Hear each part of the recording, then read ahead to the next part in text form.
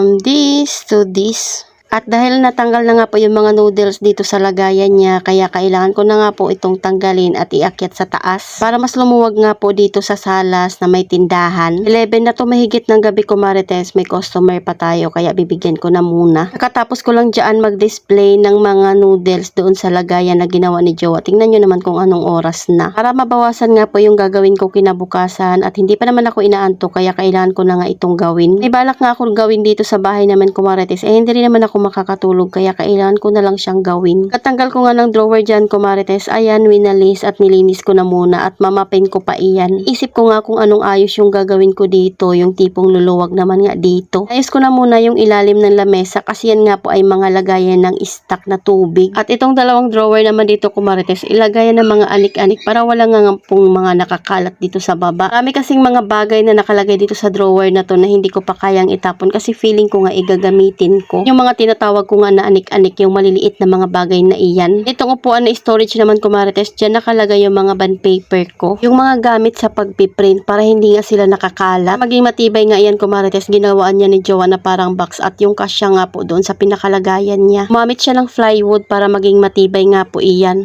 So ayan na nga lang yung naisip ko, yung upuan ay inilagay ko doon sa may baba ng salamin para pwede na nga siyang maupuan. Itong pinaka-drawer na maliit ay ilalagay ko siya doon sa pinakailalim ng lamesa. Yan, kita nyo naman dyan kung ano yung mga nakalagay. Nandyan yung mga Rexona or di kaya mga bulak. So dito ko rin pala nilalagay yung mga suklay tsaka itong mga cotton buds. Importante na meron tayong lagay ng mga anik-anik para hindi nga ito nakakalat sa ibabaw ng mga drawer or di kaya lamesa. Yun kasi yung hindi maganda tingnan sa mga ibabaw ng ating mga drawer at lamesa. Mga napili ko na nga yung mga pwedeng itapon, ayan, at lilinisin ko naman nga po yung pinaka-drawer niyan. Itong maliit naman na drawer na nasa tabi ko, dyan naman nakalagay yung mga toner at saka yung mga pabango. Ito pala itong lagayan ng perahan dahil meron na nga siya sa pinakaibabaw lagayan ng barya, dyan yung mga pinaka-drawer, yun doon naman nakalagay yung mga buo. Pero dahil ginawan nga ako ni Jowa ng lagayan ng perahan, kaya ang ginawa ko, ayan na lang yung mga inilagay ko. Sa ilalim, nandito naman nakalagay yung mga anik-anik na mga hindi ko pa nga nagagamit. Naman yung ating napkin na isinusuot para naman nga po hindi tayo basta-basta natatagusan. Hindi mo na nga kailangan magdoble-doble ng panty dahil para ka nang nakapanty sa suot mo. Kita nyo naman dyan Marites, puro tubig talaga yung nakalagay sa ilalim. Kaya nilinis ko na muna bago ko nga sila ibalik. Anong oras na yan pero hindi pa ako nakakalahati sa aking gagawin. Siya nga po yung pinakakiluhan ng bigas sa ibabaw ng drawer na maliit. Talaga ako maglinis or magpaikot ng mga gamit dito sa bahay or tindahan namin para lang magkaroon ng kaunting space. Hindi na kailangan ay talaga namang itinatapon ko na. Mapagkasya yung mga paninda or stock sa tindahan. Good problem naman yun Marites. Kaysa naman nga po maluwag yung bahay ko na may tindahan dahil walang stock.